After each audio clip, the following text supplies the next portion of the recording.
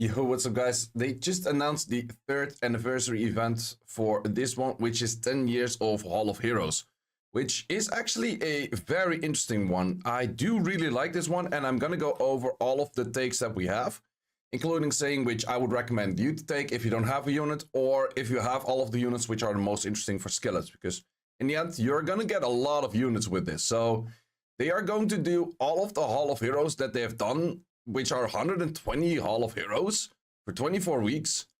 And you're just going to be choosing all of them. So cool thing right now is that with Hall of Heroes, you can also do them while still farming. So you don't have to stop farming. That's pretty chill. They added that in the last update. So yeah, whole bunch of these things. We know how the Hall of Heroes works. But they will do repeats of all of them. So first week is going to be super interesting right away. That's where Luna becomes full free to play. I made a lot of videos saying like Luna's free to play, but a lot of people didn't really have Luna. So Luna is going to be a choice here. I definitely do recommend people to pick up Luna. If you don't, or if you do already have Luna and you don't have a Jhin, I would go for a Jhin. If you have both of them, you could say maybe Siege dupes for Shihua. That's about it. Next week, we're gonna have Conquer Girl Vampire, that. I would say if you're missing one of those two, I would go for these. Otherwise, I would say that this one is not that interesting because this is fusion, and the skills of these, this is fusion as well. So the skills for these or these are not really that useful. So in this case, I think it's just going to be material what you're gonna feed towards like LD scrolls or anything like that. Then on this one, we have Diaz in here. Diaz is definitely an interesting one for Siege offense, so I would recommend to go for Diaz. If you do already have Diaz's, you could go for SKILLUPS for any of the other units, but none of them are like really used that much, too much. So maybe the Sylph you could do towards like Shimites, but it's not used as much. Then week 4, we do once again have a bunch. I actually think I don't have a Lynette, in all honesty. I'm not 100% sure. I think I don't, but I will check that later, but definitely one that you can pick up is Kiklet, because Kiklet, it is nerfed right now. It is still strong for siege defense. So especially on the net force, Kiklet is still pretty strong. So getting more skill ups for multiple Kiklets is definitely a recommended thing to go for if you don't already have these two LDs. For this one, I actually don't have a Talisha, so I will go for Talisha. I have seen some offenses where people use Conrads together with like the I think it's called like Ursa or something. No, wait, Ursa is the fire one. It's the bear, the war bear thingy. But then the light one. You can combine them with Conrad. It is a decent AO. It's nothing too crazy, but that is an option that you could go for. If you're still working on skilling up your liches, then I could say something like a lich for your Antares could definitely help you out a little bit, so that's useful.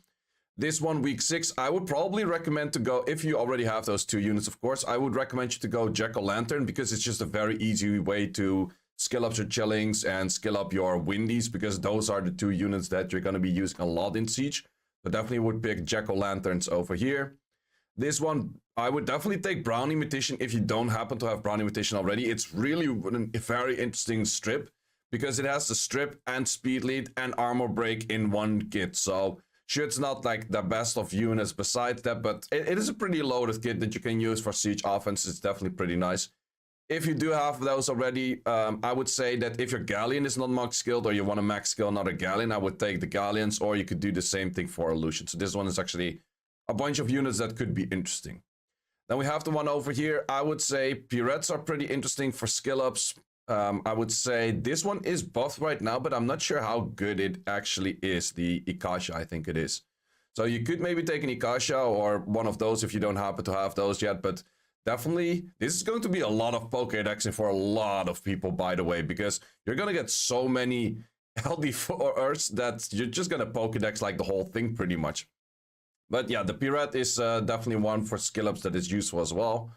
On this side, I would say probably the Mermaid, or going for more Jack-O-Lantern skill-ups. Like Jack-O-Lantern skill-ups are always good. Mermaids are definitely useful as well.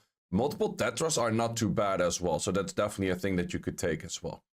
This one, I would definitely say Skydance's Miang is one of the better units for siege offense and siege defense right now. So having multiple Miangs is never bad, but having more skills for Miangs is also never bad. So I would probably say Miang. You could go for her, but she's not that great, and this thing is just kind of niche. Now we have this one. This is the one that's going to be most interesting for me. I finally gonna get my Liu Mei back. I actually had a Liu Mei.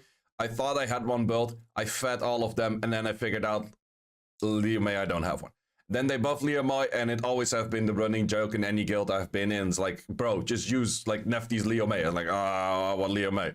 You don't have Liu Mei? I do not have Liu Mei. So yeah, I'm going to be getting back my Liu Mei on the 20th of May, so that's definitely nice. I would say if you do have Liu Mei already, probably once again more Jack-o'-lantern SKILLUPS, that's the way to go. This one over here, I would definitely say Deva. If you don't have Deva yet, it's a very nice unit for mainly dragons, and maybe you can use it towards some other dungeons later as well. But for dragons, Deva is really nice. I would say that she can be used for siege offense as well, the Isabel. So that's also an interesting take-up over there. For this one, for skill-ups, well, Jack-o'-lanterns once again.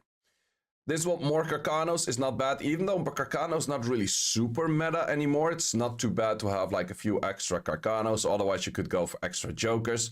If you don't have a Figaro, I would probably take Figaro as well. He's kind of an niche-ish unit for siege defense and that kind of stuff, so it is an option. It is an option.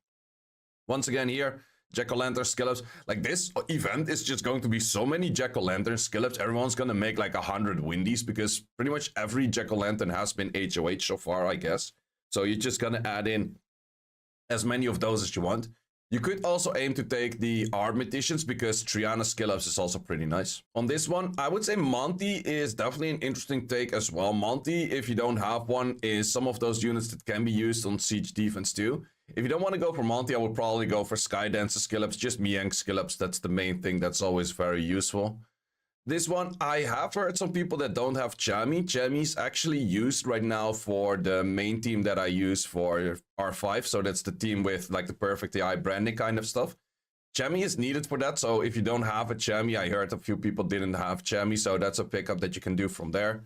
Otherwise, you could go for one of the other skill-ups, but I think that none of these skill-ups are super interesting. Maybe if you early game, like some Deva skill-ups or Talia skill-ups are pretty useful.